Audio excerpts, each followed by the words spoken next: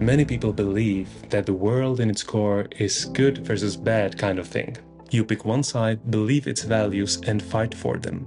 But it's not black and white, good or bad, and especially not right or wrong. When we pick one side without respecting the other, they both become an illusion. It's like a coin. When you look at one side not seeing the other, you might feel it's the whole truth.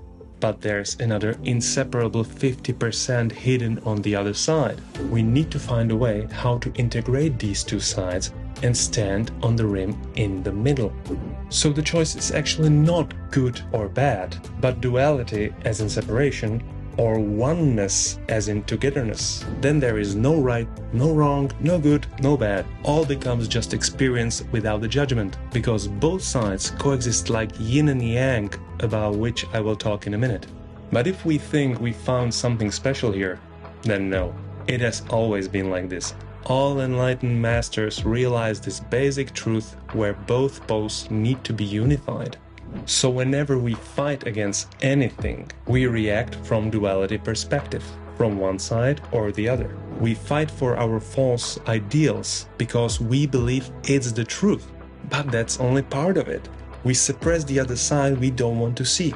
And then we are surprised we are in pain because of lying to ourselves about how things really are. And so we fight just because of fear, which whispers into our ear that we are in danger and have to control the situation and defend ourselves. This comes from separation too.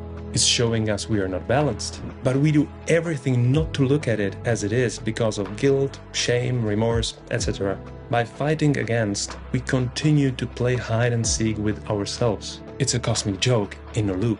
So we need to find a way out. One of the things which help us navigate out of it is total honesty with ourselves. Meaning staying open, not running away from our feelings when a struggle comes from within. Because that's when our beliefs are being compromised, so they defend themselves. In these moments the lie is being uncovered, but it fights back. It tells us that we will not survive seeing the truth. And so we believe it because we think it's us saying that. So for example, when we talk about hard truths, then again, it's seen from the duality perspective. You have to face the truth. He doesn't want you. But that's again just part of the truth. The girl might not be happy with him. It's the way universe is protecting her. She needs to find herself first anyway, and maybe then the door to his heart opens, if it's written in their soul plan. There is so much we don't see when we are polarized. So simply sitting with it until the liberating truth comes to us is essential. And when we are on the other side, we will recognize it by being relieved. Just stay open in the process about what lies behind those ill beliefs. We just can try to forget endlessly, hoping these lies will magically go away one day, because it's super exhausting. Living in a lie is the most energy-consuming business you can get to. We have to be honest and tell ourselves finally the truth, not about others or their role in our life, but about us.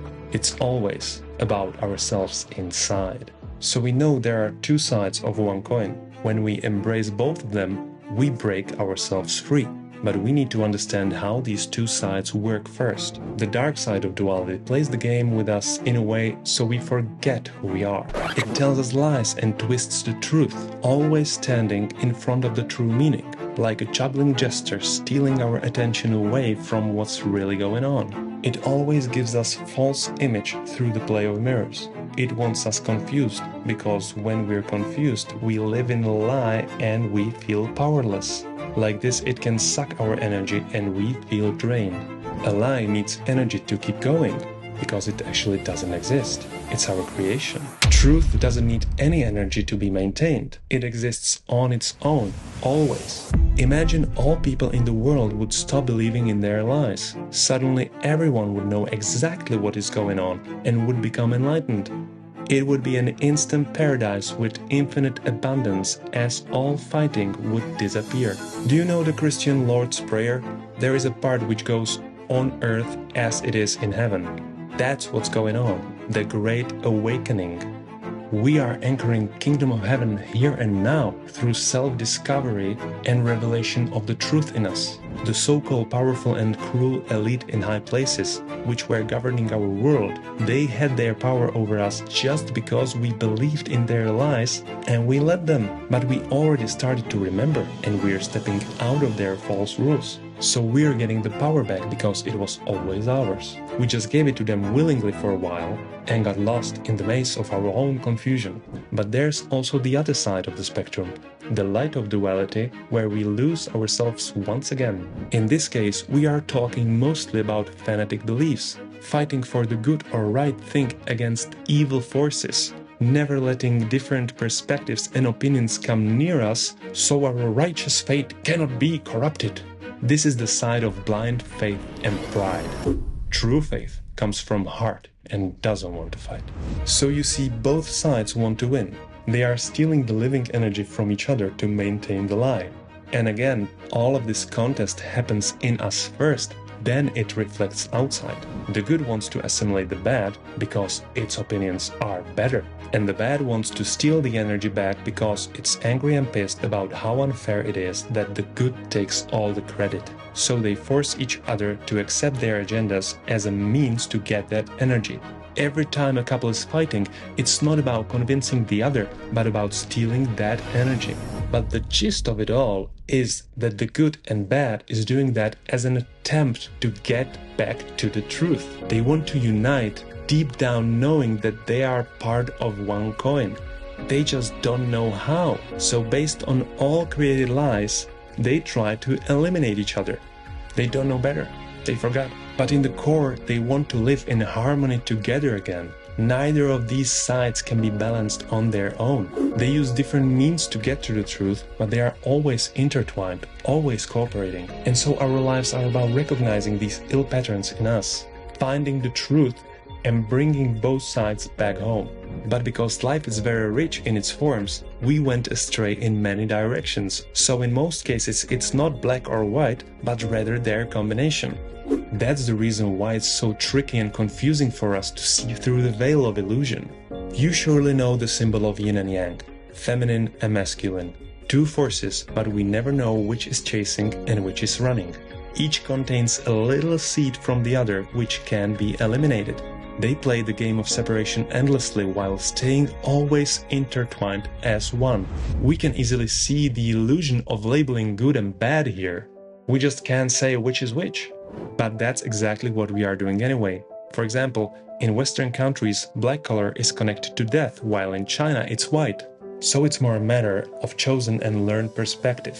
We play a cosmic hide and seek. That is the core principle of this game. We can either tilt to one side, or we can see through the illusion of separation and stay in the middle.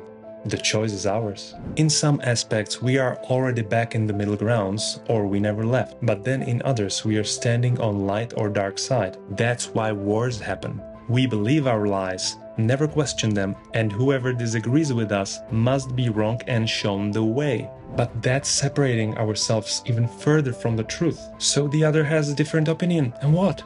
He's a free being, he can believe in whatever he wants. I will not better the world by forcing him to believe in my lies.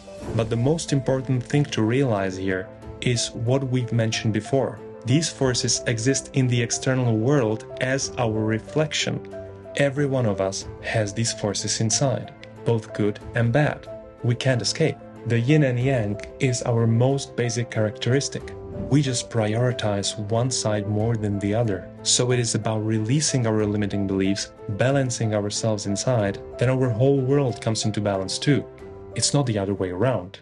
When you try to search for the answers outside, you will not be able to get to the core and properly heal those ill beliefs because your outer world is just a reflection of your internal world. It might look like a lot of work when you are observing yourself from the new perspective, but it actually isn't with the right view and attitude. Well, maybe in the beginning until it clicks. It's a new skill after all. You have to become curious, like you really want to know what's behind it. So it's not about searching endlessly for one false belief after the other as it may seem. When you step into the unified field with the right approach, when you realize the true mechanics of it, it will all start work for you effortlessly and you will flow through life crushing one belief after another automatically.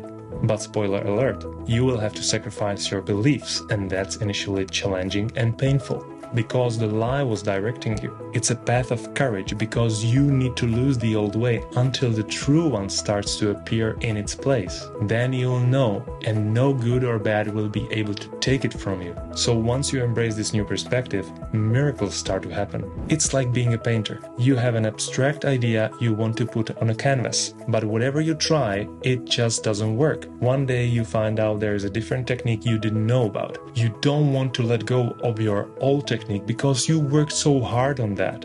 But you give it a try and it works on first attempt. You're in awe. So you try different angle using this technique and it works again. You start using it, painting better and better every time, enjoying it more and more because it's exactly what you envisioned. One technique solved it all for you. And it's the same with false beliefs and truth. So when the two forces of good and bad finally unite inside of you, they create true power, where none wants to compete or win over the other. They start to cooperate. If we play this game of life in lower dimension, duality must exist. But there's no need to fight. When you start respecting the divine rules, the game will start respecting you. That's how it works in higher realms, one for all and all for one. And so when you step above the duality, embracing and merging both forces, not fighting either of them, that's where you gradually shift into the realm of enlightenment, where you become true universal power which just knows. It will give you hints and will support you from inside. You stop feeling lost, knowing all is just an option to believe in, to choose from. And so you choose not to choose any of them. You will prefer, but will respect other options as equals. You'll stay neutral as much as you can because that will bring you peace you seek. That is the balance in the middle. This higher divine power will be there for you no matter what. It will patiently guide you and help you on your way back home. And you will feel it in every cell of your body because you are that power. Everything will become more and more effortless because that's the truth of your being.